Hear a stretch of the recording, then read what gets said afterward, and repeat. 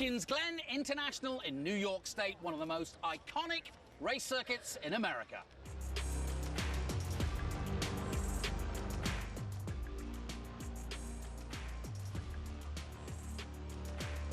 Hello and welcome to the latest round of the Speed Tour of SVRA and Trans Am, which this week comes from Watkins Glen International in New York State. Now, it was on this very street back in 1948 that it all began for road racing in the United States. And of course, now more familiar is Watkins Glen International Circuit up the hill. But back in 1948, these streets were alive with the sound of motor racing. And once a year, the crowds come out to celebrate that very fact.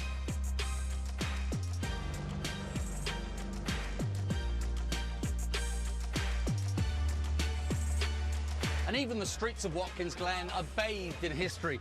Mario Andretti right here on the sidewalk. Just another memory of the great drivers that have been here.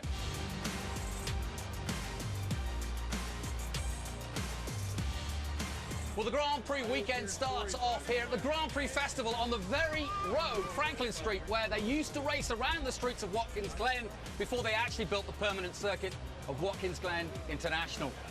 And no better way than to start it all off with the Grand Marshal and his family, my own Uncle Brian Redman.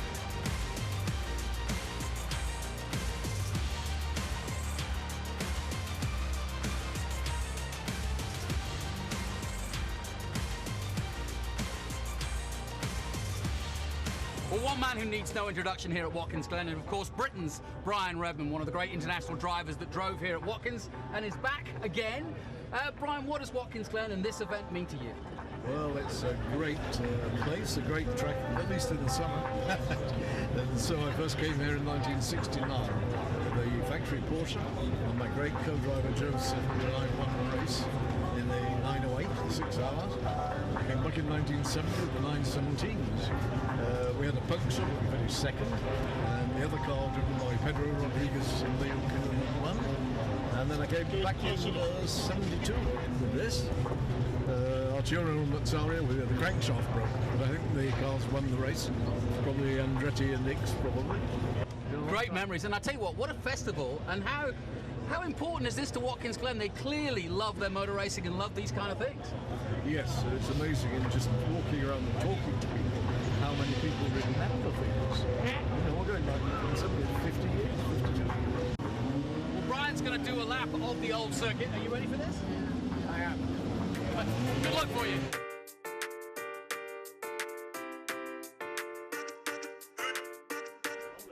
Well, one man I know is so excited about this event with all these crowds here is the man responsible for putting on the Speed Tour for SVRA and Trans Am, Tony Perella. And Tony, you can't ask for anything more than this. This is great. Well, you got to understand, the first time I was here was 10 years old, which I'm not going to tell you how many decades ago that was, but it was a long time ago. To come here as a kid with my father to a Trans Am race, and you know, Watkins Glen, this is home. So we race all over the country, 21 races a year. When I come here and the way this town embraces us, it's incredible. There must be 30,000 people just to come see the parade. And we haven't even got started up on the hill yet. So this to me is special. Of all of them we do, this is special. We're here where it all began, back in 1948, and it seems like it's just grown ever since. And of course they built another circuit, but now the international circuit at Watkins Glen. What is it about the Glen that is so magical for all the fans and the drivers? Well, first of all, you got the history. The fact that this has gone on since 1948. You have the scenery. I mean, you come down the hill into this town and it's lined with people and they're having wine and cheese out telling us to go with a police escort. Honestly, I get chills in my arm. It's just that special to kids. And finally, within SVRA this weekend, we've got several different special races to celebrate Watkins Glen, but it's the mark of Alfa Romeo, the winner of the first race in 1948. Yeah, first of all, we have an Alfa reunion. There's 47 Alfas. We'll be racing in one race group. They're racing their traditional group all weekend, but Sunday, we turn them loose as just one race group of nothing but Alfas. We also have the Collier Cup, which is all MGs, and certainly Collier Cup here and Collier family here in the original run is very special. So you have the Watkins Glen International Museum, the racing centers, this all comes together for us. This town is about racing. It's about the lake and grapes and a few other cool things. This town's about racing, let's face it. Well, as you can imagine, there's memorabilia up and down the street, but it doesn't get any better than what I've just got handed, which is a picture of this very scene back in 1950, September 23rd, the start of the race before they hoon up the hill. It really is a special place to be, even in 2021. Hi, Tony. Hi, Kim.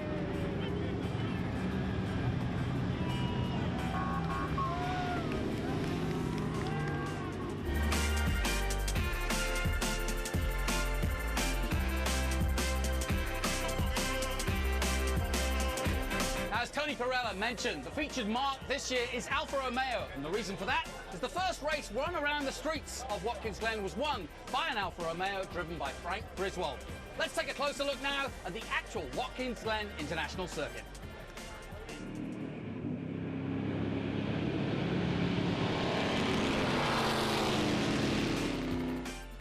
Opened in 1956 and at 3.45 miles, Watkins Glen has everything from elevation changes to fast and slow corners. The fastest part of the track turns 2, 3 and 4 down the back straight into the inner loop or bus stop, and then carousel at 5 and outer loop, then the chute at 6, up the hill to toe, then to the boot and heel at 8, tight number 9, and then opening up again through 10 and 11 for a fast finish to the lap at one of the most iconic circuits in America.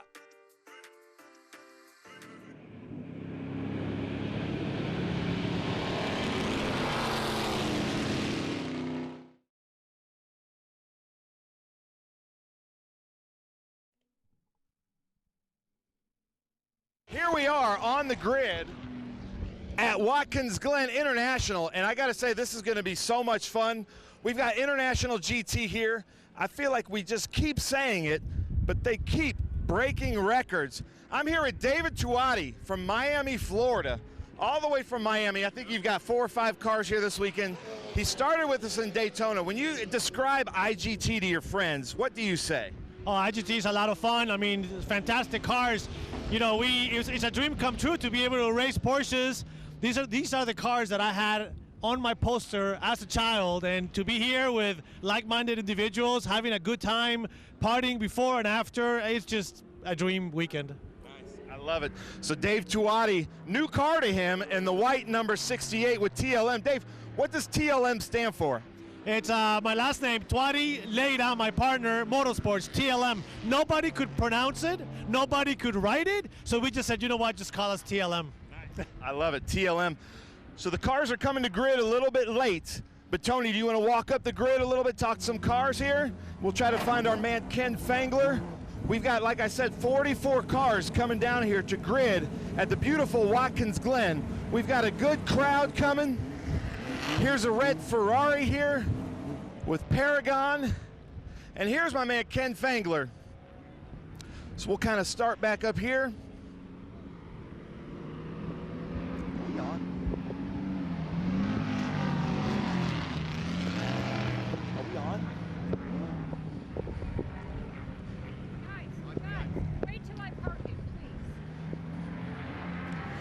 So Ken Fangler, we're going to get to you after we park this car. Beautiful red Ferrari, Paragon Coffee Trading.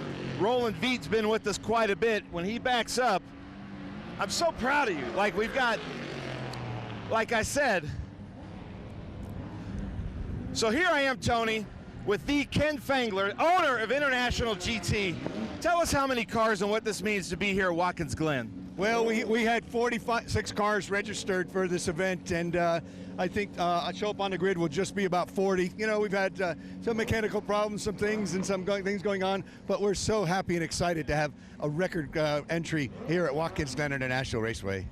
Now we're noticing some spots in the grid. Are your guys late to the grid, or are we early to the game? Well, I'm not going to blame it on our guys because they had a big parking lot sitting up there waiting to be gridded. So they'll be filled when it's time for the go off on the green flag. So tell us about these cars in International GT as they're passing us. What makes a car an International GT car? Well, you know, it's a Porsche Ferrari series primarily with with Caymans in the Stuttgart Cup, the 911 base cars in the Mission Food GT3 Cup, and the Ferraris and other Italian makes, Lamborghini and so forth, and Maranello Cup. So we based it on that, and those manufacturers make customer-based race cars, and it's a great opportunity for these guys to come out and participate in a sportsman type of racing, and you know, we think it's a pretty professional platform. Thank you guys. Nice. I love it, Ken, and we'll see you in the announcers booth too here in a little bit, right? So we're gonna move up the grid. Thank you, Ken Fangler. And then we're coming here. Geronimo Guzman is running one of our cameras in the car. So he's the number 22A Provident Jewelry, Geronimo Guzman, all the way from South Florida. But man, I gotta say, Tony, you got to get a shot of this. When your name is Geronimo, you know you've got a good race car driver name. So we're going to have in-car here of that car there, the Porsche. Then we've got Hammond over here in another TLM car with one of my favorite liveries in the series. Just really cool. He was with us at Daytona last year. Has been with us at, I think, Sebring, at Road Atlanta. Just a lot of fun. John Alexander. Now, John, I haven't seen this car in the series. Is this your first time with IGT? Yep. First event at IGT. Yep, really excited about it. Look forward to it. Well, thank you for being here. This is going to be a lot of fun. So the Single Island Shores car, first time with IGT at Watkins Glen. And Jonathan, it's getting loud here at the grid. I'm going to have to send it back up to you, Jonathan, here at Watkins Glen International. Thanks, Ben. Yes, it's a beautiful day here at Watkins Glen, and as you can see from high above on our drone shot looking down the front straight, and we'll have all the angles covered, including these drone shots for you throughout the weekend. We've got all the group coverage, and as you saw from our earlier VT, we got set off at the Grand Prix Festival last night, which I have to say was so hugely attended, so exciting to be a part of it, and you get wrapped up in it. Everybody really coming out of every corner of Watkins Glen to see the effectively racing around the streets as they did back in 1948. And obviously, like so many road courses, it got a little too dangerous after a while as the cars got faster and faster, so a permanent track had to be built. This was, in fact, the second iteration, and since then, and certainly since 1956 when this circuit was built, it went from strength to strength. It continues to be, like I said, one of the favorites for both racing drivers and fans alike around the world, and certainly here in the US of A. We'll have several onboards as well. We'll be on board with TLM. You can see the South Florida Oral and Max Official Surgery car.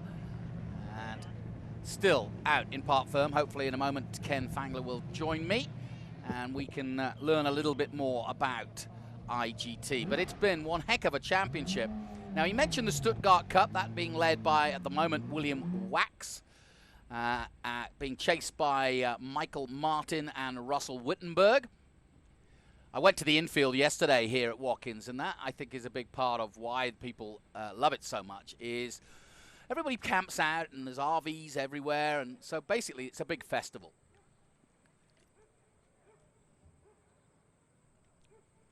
Absolutely fantastic place to spend a weekend because the weather is perfect, and they always hold this event at this time of year. And of course we'll have our feature race Trans Am today coming up later in the day, and we're on board with Tom Pank, one of the favorites for this weekend. Two races this weekend for the IGTs, both of them today.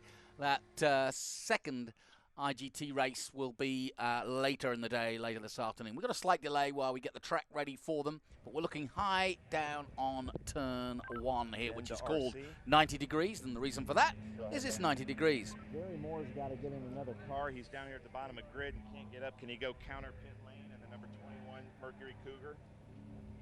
And we're looking at that number 42 of Tom Pank. Bit of thumbs up from him. And now you see the inside view of him. You'll be blown away. Cornering Museum of Glass, that's true. I saw it on the way here. There's our man, Tony, doing the business. I can back you up. And he'll be with us all day today, getting inside and getting amongst it. We gotta get permission. And a shout out to Mission, one of our sponsors. Go slow and stay to the left, and make sure, you know, just 10 miles an hour. Yes, Ben. Go ahead. You got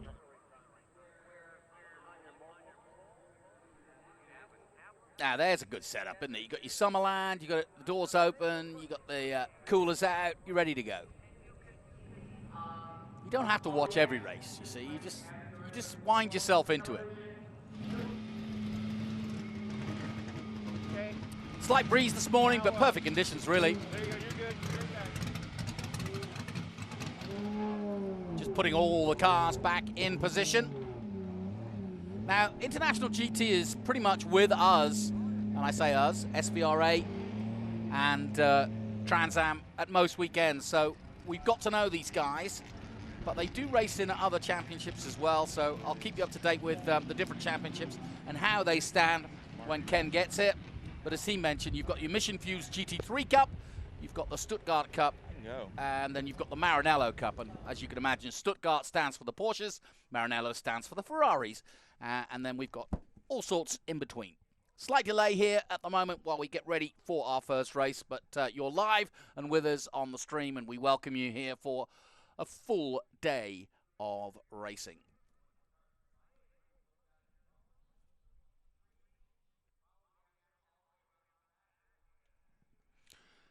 And while we have this delay, we might head down once again to Ben to see what's going on down there, and he can probably explain why there is a slight delay. You can see one of the Finger Lakes back in the background there, and that's where we are in the heart of New York State on a beautiful day here in September. Let's head down to Ben Cissell for the latest of what this delay for the IGT is. Down to you, Ben.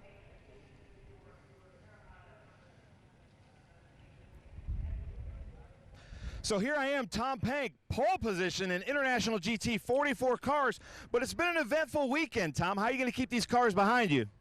Very easy, go fast.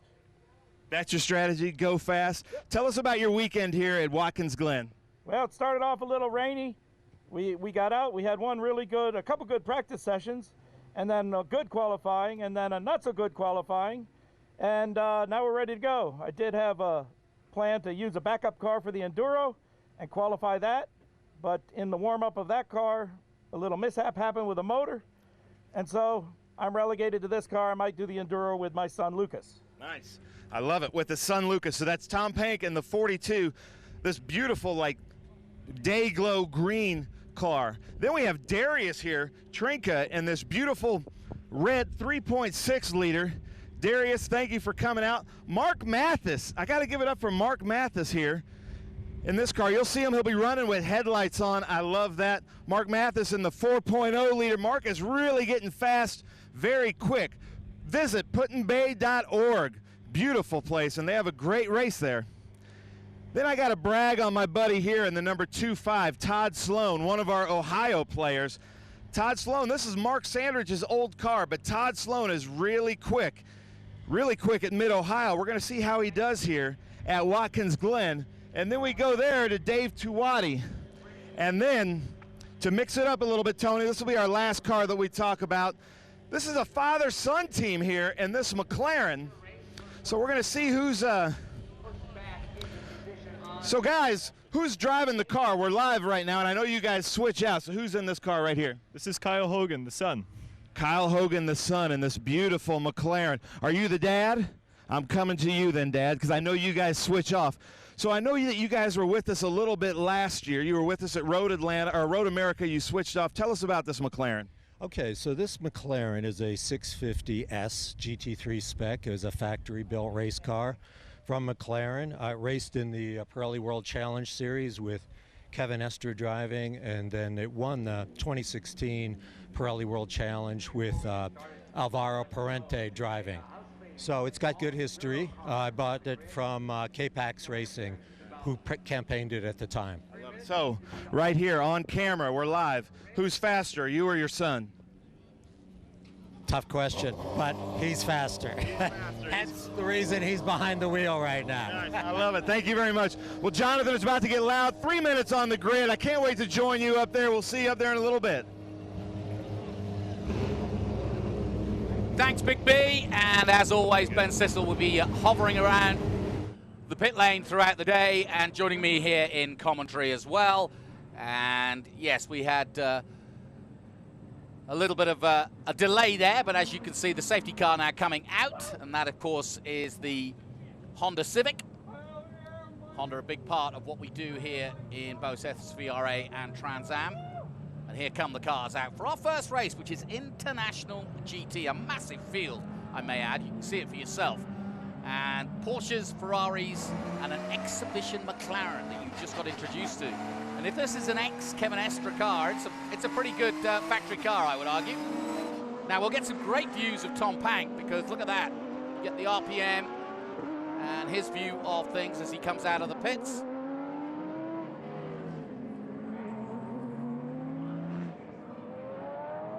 Slight breeze here this morning, but conditions absolutely set fair for what should be a great exhibition of racing. And I think it was great that we were able to go to see how they put the Grand Prix Festival on each and every year here. So this is a tradition, and the argument is that that first race held in 1948 was around the roads, and of course it was actually the first road race here in America, and that's why they celebrate it today, because it was the first race here in North America since World War II. Well, as we go on the sighting lap, we'll take a short break here from Watkins Glen, and we'll be back with all the action from IGT in a moment.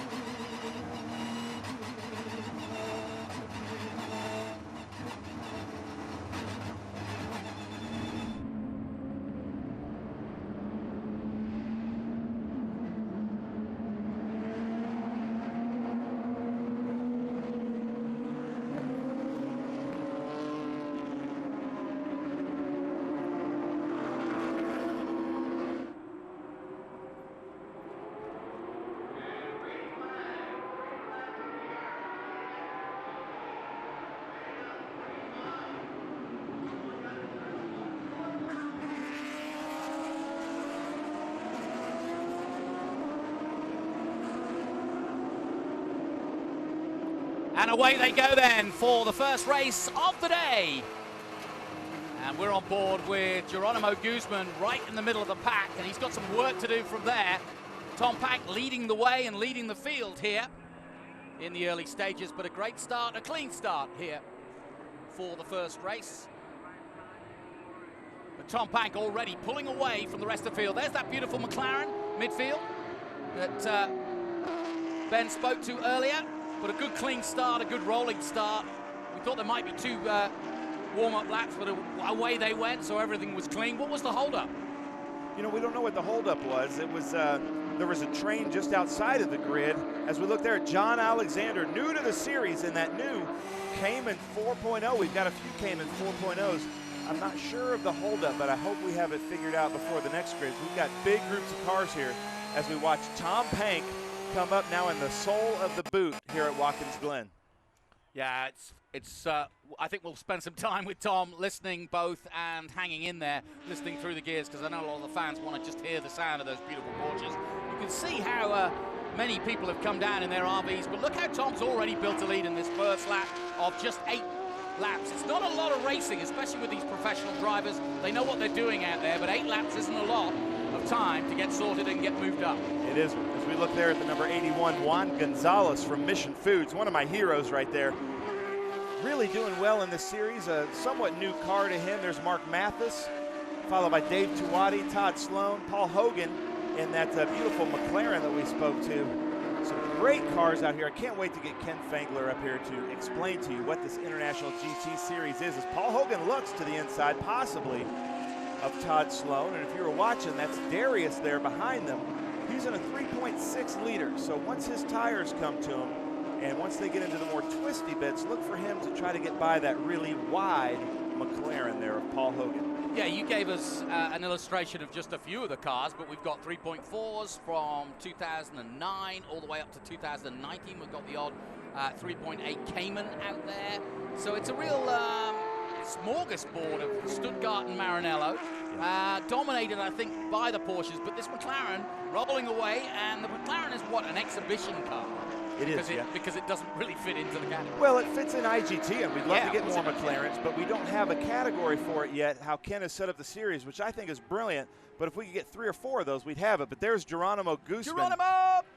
He sounds like the car is off and dead. He's there in the, what I would consider to be the NASCAR part of the track. So he's safely there. So we appreciate that he's parked where nobody's going to hit him. He's in a safe place.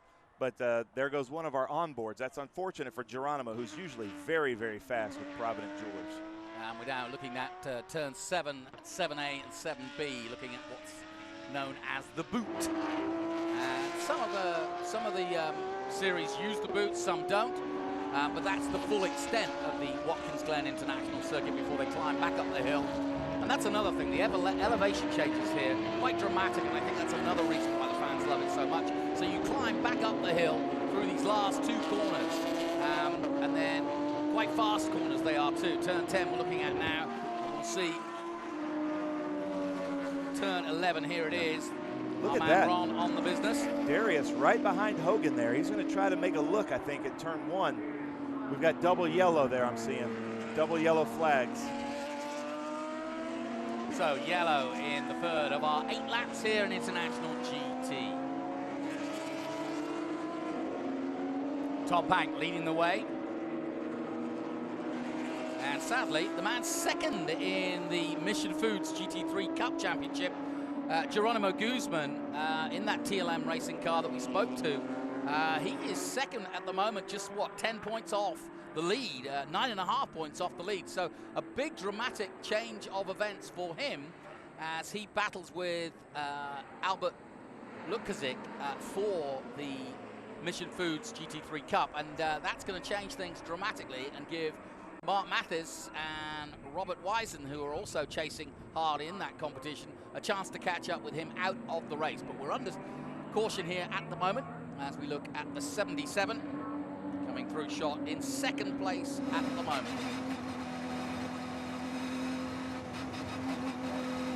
On board right now with Thomas Pank. I'm listening to race control, trying to figure out what the double yellow is.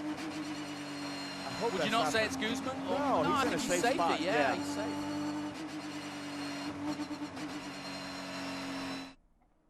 So on board right now with Thomas Pank. So there's a good shot right here as they come around what we call the carousel into now the toe of the boot, and it's just shaped like a boot. As you can see, the cars right now are coming down the hill at this beautiful Watkins Glen. And I have to say, man, look, you can see the fans.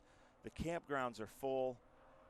Green grass, blue skies. It's going to be quite a beautiful weekend here as we watch our Ron Rigdon driving that Honda Civic pace car as Tom Pank going back and forth, trying to keep those Pirelli P0 tires warm. All of the cars in International GT are on these beautiful Pirelli P0 tires that the drivers just can't get enough of. These tires just do not go away. They're really grippy, perfect for Watkins Glen. The thing about Watkins Glen, we did a lap here around here with Terry Irwood and Dorsey Schrader. There's lots of hidden bumps and lots of little tunnels that go through the track, and each one of those little tunnels creates a bump. And I just got word that we're going to be joined by Ken Fangler. We've got a double yellow, Ken, that we can't figure out what happened here. And But first, before we start with that, before we go back to green, can you explain to the crowd what International GT is and what the different classes are? Well, it's made up of 2 or 3 championships, basically Porsche and Ferrari, but we do encompass other makes. You see a McLaren out there. On the Porsche side of things, in the Mission Foods GT3 Cup, it's 911 base cars, 996, 997, Generation 1, 2 cars, all the way up to current. In the Stuttgart Cup, Caymans, which, you know, now there's 3.4, 3.8, and now 4-liter cars. So there's the Caymans cars. And in the Maranello Cup, Ferrari, which is the 458 primarily. That's really what we see mostly. Andy Pilgrim's not here this weekend. He's still leading the championship, but will be back with us at VIR. But 2 Ferraris in there in the 458. So it really is primarily a Porsche Ferrari championship. But as I said, it's great to see other GT manufacturers like McLaren, Mercedes, Audi. And others, Audi, you know, in the mix every once in a while as an exhibition car. You can't correct me if I'm wrong. I think I spoke to this earlier, but if we had 3 McLarens, we might be able to develop a class for them, or 3 Audi R8s, or 3 Mercedes. You might start saying, hey, if there's a group of guys, we can make a position for this in this racing. Yeah, as I say, I say with pretty much with everything we do, we're a customer-driven race series, all right? And what the customers demand, we try and produce. And, you know, if they show up with the cars, we'll give them a place. They always have a place to race with us, but if they want to run for a championship, you know, we need some synergy of 2 or 3 cars that run throughout the season consistently so that they have somebody to directly compete against in that particular car. But on track, there's always somebody to race with. I could see a Woking War or a Ron Dennis Cup memorial. I don't know. Of course, Ron Dennis very much a part in the early days of McLaren's success in Formula One, but now they've gone into sports cars. And as you heard, Kevin Estra raced the very car that you're looking at in the midfield there. So it has been at the highest level of GT racing for sure. We just lost Guzman. Big loss. Yeah, really, yes. And that is, he's second at the moment in the Mission Foods championship. So that, and he's up, what, 9 points off the lead. So big loss for him. He just parked it up. I don't know why, but don't think that's the reason we're under safety at the moment. But that's a big loss for Geronimo. He's had a struggling weekend. Yes, it's you know, he has struggled all weekend with some mechanical issues right from the get-go. It hasn't been his week. I asked him today if things were sorted out, and he said, I hope so. Yeah. And it's why he ended up qualifying so far back. You know, He's usually towards the front. And but he's a great, you know, like all our drivers, a great supporter of the series and real enthusiast, and says, hey, sometimes it works well, sometimes it doesn't, and I'll take what I got. I'm glad to be here racing, so you know, good on him, and hopefully he'll get it sorted out for the race number 2. We're getting some great social media from Great Britain and Isle of Man even, and saying just what a beautiful track, because they've not seen Watkins Glen from a drone, many of them. Yeah. And I think that's the other part. I mean, I know the drone is now very much ensconced in motor racing, but sometimes, like when you come to Watkins Glen, you may not have seen the boot from high above like this. Yeah. And I think now when you see it with the forest, with the Finger Lakes in the background, you start to understand just how, and boy, how far out of the sort of civilization. When you say New York, you think of New York City, but we're a long, long way. We're almost on the Canadian border here, and it's really rural and beautiful out here.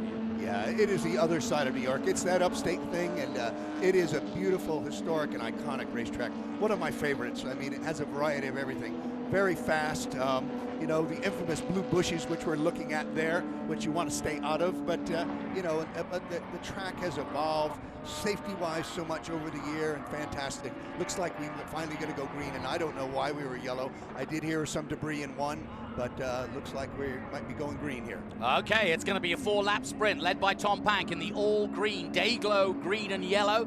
As Ben described, he holds the field up as they come out of 11 and restart this one. It's going to be a real sprint. There's the McLaren. He's already up in the top 5. There through goes the number 15, and away they go there. Tom Pank gets the green flag, and we're racing again at Watkins Glen here in International GT into turn 1.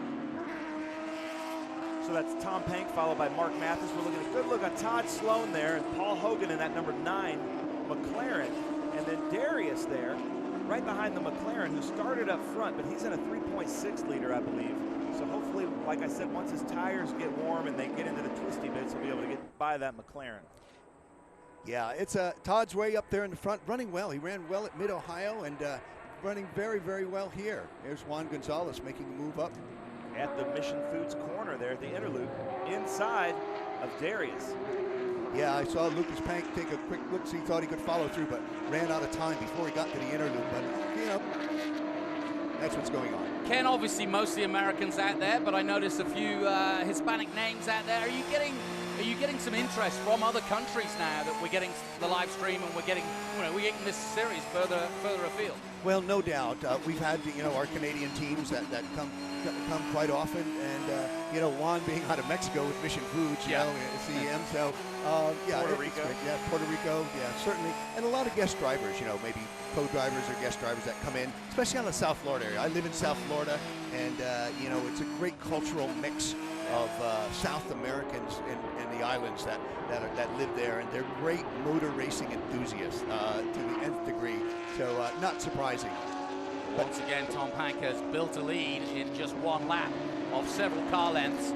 The rest of the field searching for position and searching for a way past. There's Lucas Pank in the middle of the field there. He's in a Cup car, 3.8 GT3 Cup car. Yep, father-son. Yep. Lucas has really come on. You know, he's been with us the past 4 years, and he's really developed. And you know, from his early days, and he cut his teeth in the 3.6, and you know, going up into the 3.8 liter, and he's done a very, very good job. I need to make a correction. I keep calling him Paul Hogan, like Crocodile Dundee. It's Patrick Hogan, and I should know that Patrick's my middle name. But let me go through. So we've got Tom Pank in first. Mark Mathis really turning it on in second. David Tuati third. Todd Sloan fourth. Juan Gonzalez fifth. Lucas Pank sixth. Patrick Hogan seventh. Darius Trinka in eighth. Jody Miller in ninth. And Ed Bouse in number 10. And they're mixing it up here in this long straight. Looks like Lucas Pank might have a look.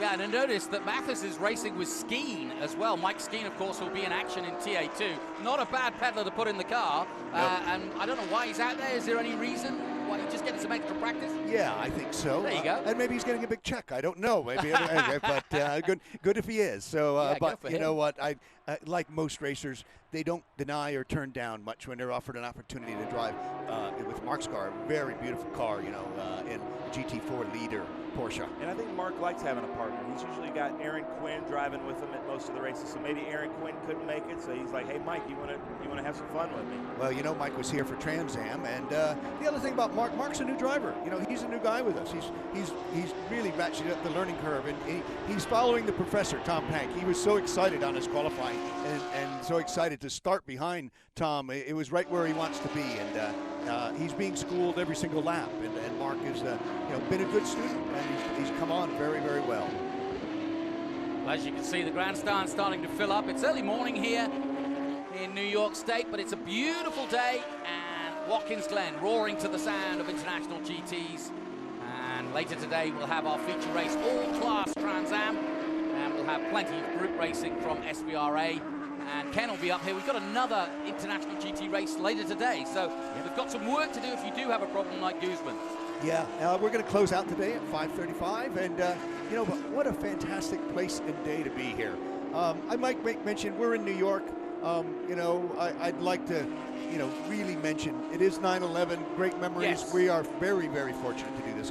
We at our drivers' meeting, we took a moment to. I hung the flag up. We said the Pledge of Allegiance because it is a great privilege to be here, to do this, and to be in this wonderful country. No matter what your thoughts are or whatever, but the best days are always ahead of us. Yeah, I had two thoughts when I came here to this weekend was A, it will be here September 11th, and B, just what New York itself has been through with the weather with Ida, which was so shocking and so saddening in the last week. So we do take our hats off to everybody here in New York who've been through a lot, obviously, but also remembering September 11th and 20 years ago today. Yeah, I'm sure we all remember where we were in that moment. Very much so. We just saw the number 103, Brian Cercelli, I think I'm saying his name right, just passed two people on the last lap there at the inner loop, the green number 103 really well. Yeah, that's out of Quirt Racing, comes out of Texas. Quirt's been a great supporter of International GT. He's planning to do the rest of the races, going to be at VIR, and obviously COTA. He said he's going to have 7 cars at COTA, and then we finish up at Daytona. Good race shaping up here with Todd Sloan and Dave Tuati. Yep. Yeah, they were giving each other some business across the garages. They're garaged right next to each other, and that's what's great. We had our party last night.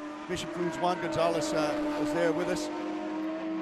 We had some, we were privileged to have some Código tequila. That really fueled the party, which got it pretty lively, and it was a great time. And Todd and Mr. Twatty, okay, had some good words and some good jibbing. So here they are on the racetrack, living that out. And the clock is ticking down. This is the final lap, and looking forward to Tom Pank crossing the line. He's put on a great display despite that safety car incident.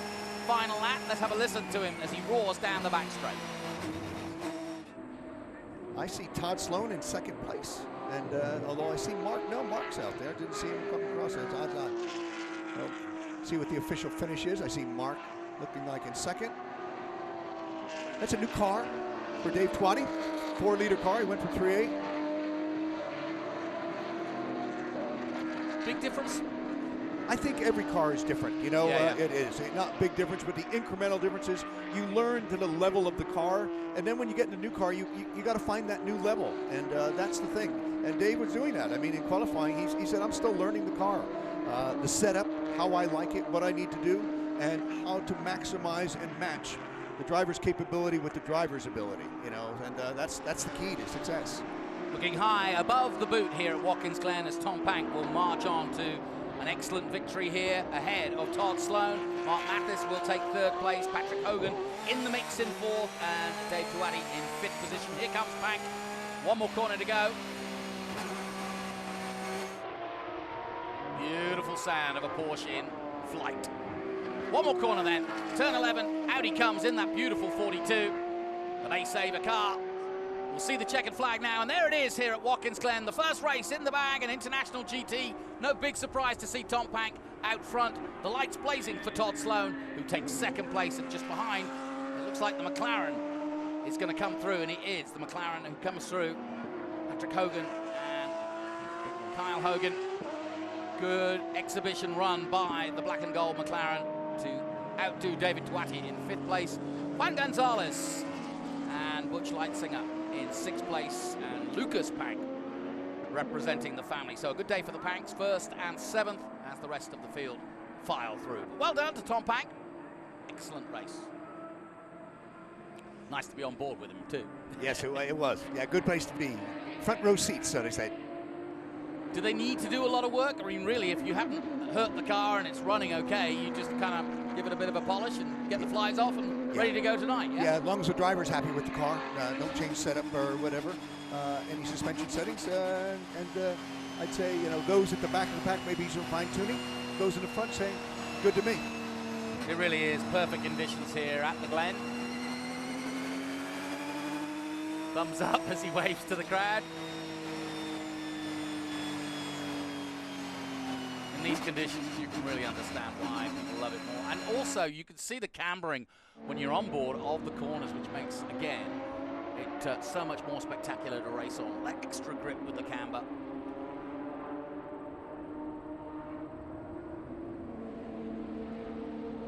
Beautiful view and a fantastic day here in the Finger Lakes region. And as we look high above Watkins Glen and we finish our first race, you can see the Finger Lake, or one of them, in the background there in this beautiful position. We're high up on the hillsides of New York State. We'll take a short break. We'll be back with more action and maybe some interviews after this.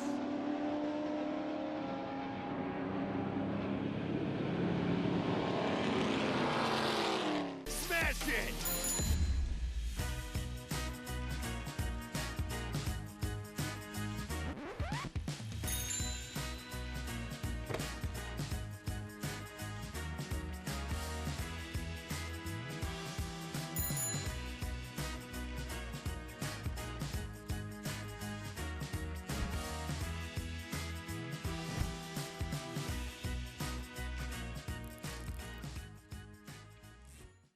Hungry for SVRA action? Well, the best way to enjoy classic auto racing is with a delicious classic from Mission Foods. Green flag your race-watching snacks with Mission's mouth-watering race day recipes. Try some of our tasty tacos, piled high nachos, fresh chips with